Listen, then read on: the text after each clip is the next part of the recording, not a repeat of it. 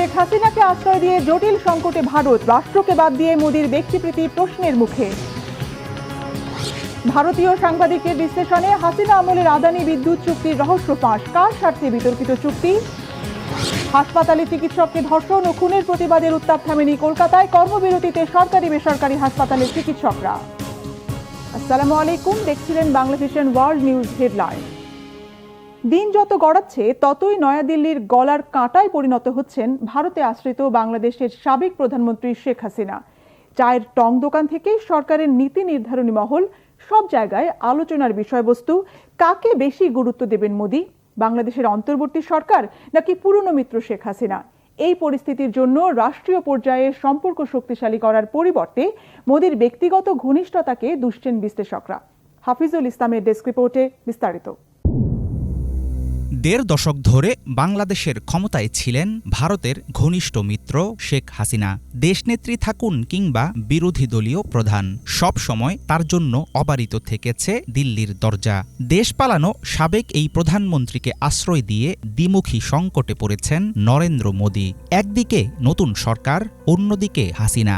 দুই নৌকায় পা দিয়ে তিনি সামলাতে পারবেন ভবিষ্যতের ধাক্কা? কোন দিকে যাচ্ছে পড়শি দেশগুলোতে পাকিয়ে ওঠা ভারত বিরোধী দমকা হাওয়া?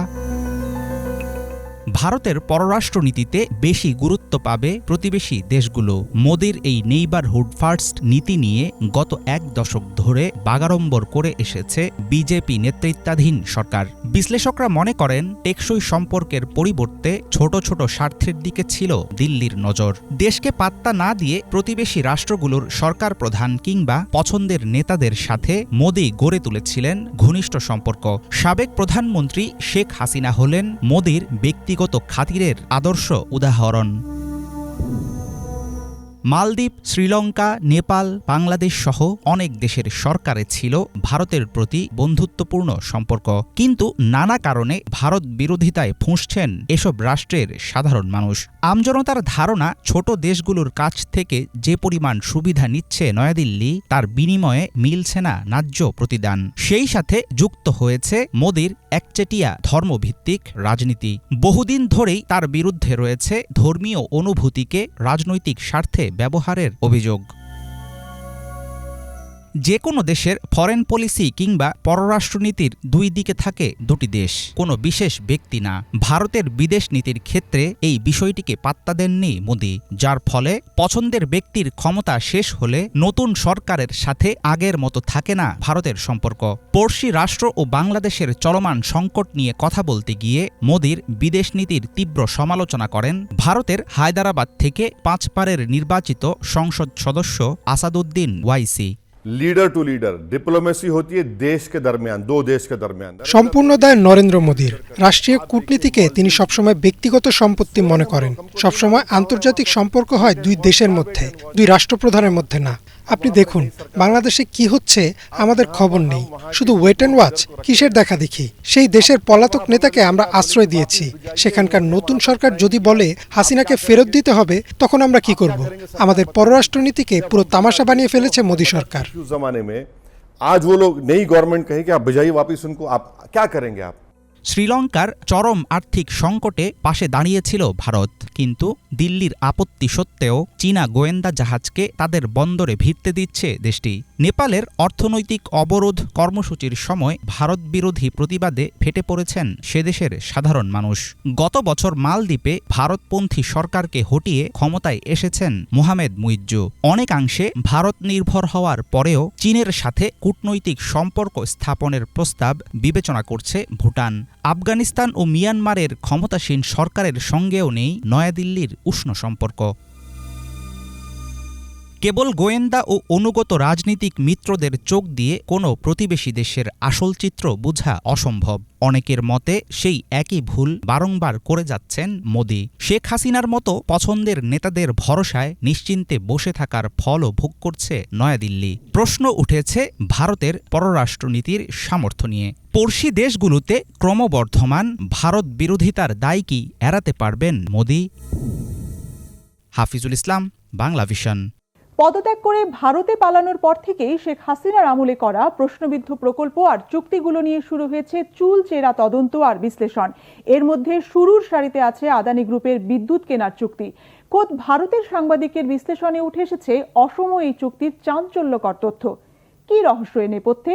কার স্বার্থেই বা করা হয়েছিল বিতর্কিত এই চুক্তি? বিস্তারিত মীর ফজলে রাব্বির ডেস্ক রিপোর্টে। যতই দিন যাচ্ছে ততই লম্বা হচ্ছে আওয়ামী লীগ সরকারের অনিয়ম, দুর্নীতি ও অর্থ লুটপাটের ফিরিস্তি। একের পর এক সামনে আসছে আর্থিক খাতের নানা অসঙ্গতির চিত্র। দেশের অর্থনীতিকে পঙ্গু করার পেছনে দুর্নীতিবাজ ব্যবসায়ীরা যেমন দায়ী, তেমনি দায়ী কিছু সমালোচিত ও বিতর্কিত দ্বিপাক্ষিক দেশবিরোধী চুক্তি। গেল ৫ আগস্ট ছাত্র জনতার অভ্যুত্থানের মুখে ক্ষমতা ছেড়ে ভারতে পালিয়ে যান স্বৈরশাসক সাবেক প্রধানমন্ত্রী শেখ হাসিনা। এরপর থেকেই তার নানা প্রশ্নবিদ্ধ কর্মকাণ্ডের খবর উঠে আসছে সংবাদ মাধ্যমগুলোতে। এর মধ্যে অন্যতম ভারতের বৃহৎ কোম্পানি আদানি গ্রুপের সাথে বাংলাদেশের বিদ্যুৎ ক্রয় চুক্তি, যা নিয়ে ব্যাপক বিতর্ক আর সমালোচনা চলে আসছে টানা কয়েক বছর ধরেই। সম্প্রতি বাংলাদেশের সঙ্গে আদানি গ্রুপের বিদ্যুৎ বিষয়ক চুক্তি নিয়ে ভারতীয় এক বিশিষ্ট সাংবাদিকের তথ্যবহুল বিশ্লেষণে তোলপাড় চলছে সামাজিক যোগাযোগ মাধ্যমে। আদানির বিদ্যুৎ প্রকল্প আসলে কার স্বার্থে করা হয়েছে, কী রহস্য এর নেপথ্যে, এমন অনেক গুরুতর বিষয় উঠে এসেছে এই বিশ্লেষণে। ফাঁস হতে শুরু করেছে চাঞ্চল্যকর সব তথ্য। সুব্রত বসুর সাথে টকশোতে ভারতের প্রখ্যাত সাংবাদিক পরাঞ্জয় গুহ ঠাকুরতা বলেন, হাসিনা দেশের ন্যূনতম স্বার্থ উপেক্ষা করে একতরফাভাবে আদানিদের সুবিধা দিতেই এই চুক্তিতে গিয়েছিলেন। তার তথ্যে উঠে আসে মূলত নরেন্দ্র মোদীকে খুশি করতেই হাসিনা আদানির সাথে বিদ্যুৎ উৎপাদনের চুক্তি করেন। বিতর্কিত এই প্রকল্পের বাংলাদেশে না আছে কোনো প্রয়োজন, দেশের জন্য এতে না আছে কোনো স্বার্থ। গৌতম আদানির প্রতিষ্ঠান আদানি পাওয়ার লিমিটেড ভারতের বৃহত্তম বেসরকারি বিদ্যুৎ কোম্পানি। আদানির সাথে চুক্তির অধীনে বাংলাদেশকে অন্যান্য কয়লাভিত্তিক বিদ্যুতের তুলনায় উল্লেখযোগ্যভাবে বেশি দাম দিতে হবে। যদিও এসব কয়লা যথেষ্ট নিম্নমানের। এসব কয়লা অস্ট্রেলিয়ার আদানি মালিকানাধীন খনি থেকে ভারতের একটি বন্দরে সরবরাহ করা হবে, যা ঝাড়খণ্ডের গোড্ডা প্ল্যান্টে পাঠানো হবে। এরপর সেখান থেকে বিদ্যুৎ আসবে বাংলাদেশে। ২৫ বছর মেয়াদী এ চুক্তির মাধ্যমে মুনাফা বৃদ্ধির বিশেষ সুযোগ নিয়েছে ভারতীয় কোম্পানিটি। গোড্ডা বিদ্যুৎ কেন্দ্র উৎপাদনে যাওয়ার পর কোনো বিদ্যুৎ ক্রয় করা না হলেও আদানিকে ক্যাপাসিটি চার্জ হিসাবে বছরে প্রায় $450 মিলিয়ন দিতে হবে বাংলাদেশকে। অর্থাৎ ১ কিলোওয়াট বিদ্যুৎ উৎপাদন না করেও বাংলাদেশকে ১/৩ খরচ আদানিকে দিতেই হবে। আদানিকে দেখা হয় মোদির অর্থদাতা হিসাবে। তাই হাসিনা আদানিকে এভাবে একতরফা সুবিধা দিয়ে মূলত মোদিকেই খুশি করেছেন বলে মনে করছেন অনেক বিশেষজ্ঞ। দেশের স্বার্থ বিকিয়ে দেওয়ার বিনিময়ে ভারতের সহযোগিতায় হাসিনা ক্ষমতা পাকাপোক্ত করতে চেয়েছিলেন বলেও মন্তব্য করেন কেউ কেউ। তবে হাসিনার অতিরিক্ত ভারত প্রীতি ও অন্যান্য দায়িত্বশীলদের নীরব ভূমিকার কারণে বাংলাদেশে সেটি সফল হলেও শ্রীলঙ্কায় তেমনটা হয়নি। জানা যায় ২০২২ সালে শ্রীলঙ্কার একজন ঊর্ধ্বতন কর্মকর্তা লঙ্কান সংসদীয় প্যানেলের সামনে দাবি করেছিলেন যে প্রধানমন্ত্রী নরেন্দ্র মোদী প্রেসিডেন্ট গোটাবায়া রাজাপাকসেকে আদানি গ্রুপকে একটি বিদ্যুৎ প্রকল্প দেওয়ার জন্য চাপ দিয়েছিলেন, কিন্তু বিতর্ক ছড়িয়ে পড়ায় সেটি আর সম্ভব হয়ে ওঠেনি। গত বছর ভারতের প্রধান বিরোধী দল কংগ্রেস অভিযোগ করে ২০১৮ সালে আদানি পাওয়ার সুবিধা পেতে বিশেষ অর্থনৈতিক অঞ্চল হিসেবে প্লান্ট স্থাপনের আবেদন করেছিল, কিন্তু সেটি নীতি বহির্ভূত হওয়ায় বাণিজ্য মন্ত্রণালয় তা প্রত্যাখ্যান করে। কিন্তু পরবর্তীতে শুধু আদানি গ্রুপকে সুবিধা দিতে নীতিমালায় পরিবর্তন আনা হয় এবং বাংলাদেশের বিশেষ অর্থনৈতিক অঞ্চল বোর্ড আদানি পাওয়ারের আবেদনের অনুমোদন দেয়। সে সময় এমন সিদ্ধান্ত সরকার কেন নিয়েছিল তা হয়তো এখন সবার কাছেই স্পষ্ট। মীর ফজলে রাব্বি, বাংলা ভিশন। কলকাতার আর.জি. কর হাসপাতালে চিকিৎসককে ধর্ষণ ও খুনের ঘটনায় ধারাবাহিক প্রতিবাদী কর্মসূচি দ্বিতীয় সপ্তাহে পা রেখেছে। এসব কর্মসূচির সঙ্গে সংহতি জানিয়ে কর্মবিরতিতে যোগ দিয়েছেন সরকারি বেসরকারি হাসপাতাল ও ক্লিনিকের চিকিৎসকরা। জরুরি বিভাগ ছাড়া বন্ধ হাসপাতালের অন্যান্য কার্যক্রম। বিস্তারিত ইফাত জাহানের প্রতিবেদনে। কলকাতার আরজিকর হাসপাতালে নারী চিকিৎসকের ধর্ষণ ও খুনের প্রতিবাদে বিক্ষোভে ফেটে পড়েছে সমগ্র ভারত। এই হত্যার প্রতিবাদে কর্মবিরতিতে রয়েছে ভারতের চিকিৎসক সমাজ। প্রায় ৫৫,০০০ হাসপাতালে কর্মবিরতি পালন করছেন চিকিৎসকরা। ঘটনার পর থেকেই পশ্চিমবঙ্গের সরকারি হাসপাতালের চিকিৎসকরা কর্মবিরতিতে চলে যান। এবার ভারতের বেসরকারি স্বাস্থ্য প্রতিষ্ঠানের চিকিৎসকরাও তাদের সাথে যোগ দিয়েছেন। শুধুমাত্র জরুরি বিভাগ ছাড়া হাসপাতালের অন্যান্য কার্যক্রম বন্ধ রয়েছে। এমনকি খুব ইমার্জেন্সি ছাড়া সার্জারি করাও বন্ধ রাখা হয়। ভারতের চিকিৎসক এবং স্বাস্থ্যকর্মীদের নিরাপত্তার দাবিতে দেশজুড়ে শনিবার সার্বিক কর্মবিরতি পালন করেছে চিকিৎসকদের সবচেয়ে বড় সংগঠন আইএমএ। শনিবার ভোর ৬টা থেকে আজ রোববার ভোর ৬টা পর্যন্ত এই কর্মবিরতি চলে। এ সময় আরজিকর হাসপাতালে ধর্ষণ ও খুনের ঘটনায় সব দোষীকে দৃষ্টান্তমূলক শাস্তি দেওয়া সহ ৫ দফা দাবি জানিয়েছেন চিকিৎসকরা। ওদিকে সরকারি হাসপাতালে কর্মবিরতি অব্যাহত থাকায় সবচেয়ে বেশি ক্ষতির সম্মুখীন হন রোগীরা। বেসরকারি হাসপাতালে চিকিৎসা করানোর সামর্থ্য নেই। এই অবস্থায় এমন রোগীদের সংকট আরও বৃদ্ধি পেয়েছে। ইফা জাহান, বাংলাভিশন। পারমাণবিক বিদ্যুৎ কেন্দ্রে হামলার পরিকল্পনা করছে রাশিয়ার কার্স্ক প্রদেশের একাংশ দখলে নেওয়া ইউক্রেনীয় বাহিনী। এমনই গুরুতর অভিযোগ তুলেছে মস্কো। এই পরিস্থিতিতে যুক্তরাষ্ট্রের প্রেসিডেন্ট নির্বাচনে গ্রিন পার্টির প্রার্থী জিল স্টেইন জানিয়েছেন, ওই অঞ্চলে যুদ্ধ বাঁধিয়ে রাখতে নানা কৌশলে নিয়মিত ঘি ঢালছে মার্কিন প্রেসিডেন্ট জো বাইডেন প্রশাসন। যুদ্ধ বন্ধে শিগগিরই ওয়াশিংটন মস্কো সমঝোতা বৈঠকের আহ্বান জানিয়েছেন তিনি। হিজল জোবাইরের ডেস্ক রিপোর্টে বিস্তারিত। যুদ্ধের শুরু থেকেই ইউক্রেনকে নিয়মিত সামরিক সহায়তা দিয়ে যাচ্ছে যুক্তরাষ্ট্র। অনেকের মতে ইউক্রেনকে মাঝখানে রেখে যুক্তরাষ্ট্র মূলত রাশিয়ার বিরুদ্ধে ছায়াযুদ্ধ চালাচ্ছে। এই অবস্থানের তীব্র বিরোধিতা জানিয়েছেন দেশটির গ্রিন পার্টির প্রেসিডেন্ট প্রার্থী জিল স্টেইন। জিল বলেন, ইউক্রেনে সামরিক সহায়তা অব্যাহত রেখে ওয়াশিংটন এমন এক যুদ্ধের আগুনে ঘি ঢেলে যাচ্ছে যাতে কোনোদিনও জয় নিশ্চিত করা সম্ভব নয়। মূলত রাশিয়ার সক্ষমতা ধ্বংসের উদ্দেশ্যেই এ ছায়াযুদ্ধ চালানো হচ্ছে, চাইলেই তা এড়ানো যায়। এই যুদ্ধের জন্য ন্যাটোর সম্প্রসারণবাদী আচরণকে দায়ী করে জিল বলেন, সোভিয়েত ইউনিয়ন ভাঙার সময় যুক্তরাষ্ট্র ও অন্যান্য দেশগুলো রাশিয়ার দিকে ন্যাটোকে ১ ইঞ্চি পরিমাণও সম্প্রসারিত করা হবে না এমন প্রতিশ্রুতি দেয়, কিন্তু কয়েক বছরের মধ্যে তারা তা ভঙ্গ করে। ইউক্রেন যুদ্ধের জন্য ওই প্রতিশ্রুতি ভঙ্গকে দায়ী করেন জিল। রাশিয়ার বিরুদ্ধে এই ছায়াযুদ্ধ জেতা সম্ভব নয় উল্লেখ করে তিনি বলেন, অবিলম্বে কূটনৈতিক তৎপরতা ও আলোচনার মধ্য দিয়ে এ যুদ্ধ বন্ধ করা প্রয়োজন, অন্যথায় এই যুদ্ধের পরিণাম আরও ভয়াবহ হয়ে উঠবে।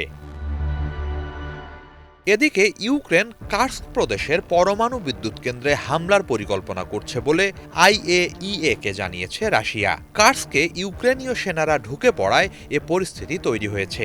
এ অবস্থায় অবিলম্বে আইএইএ-কে সেখানকার পরমাণু বিদ্যুৎ কেন্দ্র পরিদর্শনের আহ্বান জানানো হয়েছে।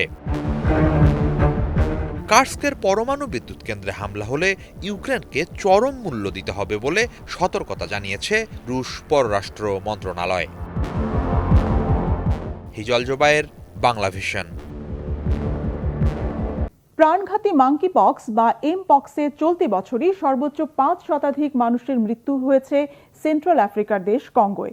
কঙ্গোর পাশের দেশগুলোই নয়, বাংলাদেশের প্রতিবেশী দেশেও শনাক্ত হয়েছে প্রাণঘাতী এই ভাইরাস। এমপক্স ভয়াবহ আকার নেওয়ার পেছনে সংক্রামক এই রোগের বিষয়ে উদাসীনতাকে দুষছেন স্বাস্থ্য কর্মকর্তারা। হিজল জোবাইরের আরেকটি ডেস্ক রিপোর্ট। ২০২৪ সালে এমপক্সে কঙ্গোতে ১৫,৬৬৪ জনের মৃত্যু হয়েছে। শেষ খবর পর্যন্ত আফ্রিকার ১২টি দেশে ছড়িয়ে পড়েছে প্রাণঘাতী এ রোগ। বিশ্ব স্বাস্থ্য সংস্থা জানিয়েছে, এবছর নতুন ভেরিয়েন্ট নিয়ে ছড়াচ্ছে এমপক্স। এটি আগের ভেরিয়েন্টের চেয়ে বেশি প্রাণঘাতী। এতে মৃত্যুর হার ৩.৬%। বিশ্বব্যাপী এই রোগ ছড়িয়ে পড়তে পারে এমন আশঙ্কায় জরুরি বৈশ্বিক সতর্কতা জারি করেছে বিশ্ব স্বাস্থ্য সংস্থা। কঙ্গোর স্বাস্থ্য মন্ত্রণালয় বলছে, ২০২২ সাল থেকে দেশটিতে এমপক্সের প্রকোপ দেখা দিয়েছে। এবারে পরিস্থিতি আরও খারাপের দিকে যাচ্ছে। এরই মাঝে রাজধানী কিনশাসাতেও শনাক্ত হয়েছে রোগী। তবে পূর্বাঞ্চলের প্রদেশ, দক্ষিণ কিভু ও পশ্চিমাঞ্চলের ইকুয়েটরে এমপক্সের সংক্রমণ সবচেয়ে বেশি। এর সংক্রমণ ঠেকাতে বিভিন্ন পদক্ষেপ নিয়েছে স্বাস্থ্য মন্ত্রণালয়। নাগরিকদের মাঝে এ রোগ নিয়ে সচেতনতা বাড়াতে চলছে প্রচারণা। তবে অনেকেই সংক্রামক এ রোগের ব্যাপারে উদাসীনতা দেখাচ্ছে বলে জানাচ্ছেন স্বাস্থ্য কর্মকর্তারা। বিশেষজ্ঞরা বলছেন, অনেক প্রবীণ মানুষের মধ্যে এমপক্সের উপসর্গ দেখা দেওয়ার পরও তারা উপেক্ষা করছেন। হাসপাতালে যাওয়ার বদলে চার্চ সহ বিভিন্ন জমায়েতে হাজির হচ্ছেন তারা। এতে করে রোগটি ছড়িয়ে পড়ছে। অনেকেই এমন অবস্থায় হাসপাতালে যাচ্ছেন যখন অনেক দেরি হয়ে গেছে। এসব কারণেই বাড়ছে এমপক্সে মৃত্যুর হার। হিজল জোবায়ের, বাংলা ভিশন। এই ছিল আজকের মতো, সাথে থাকায় ধন্যবাদ।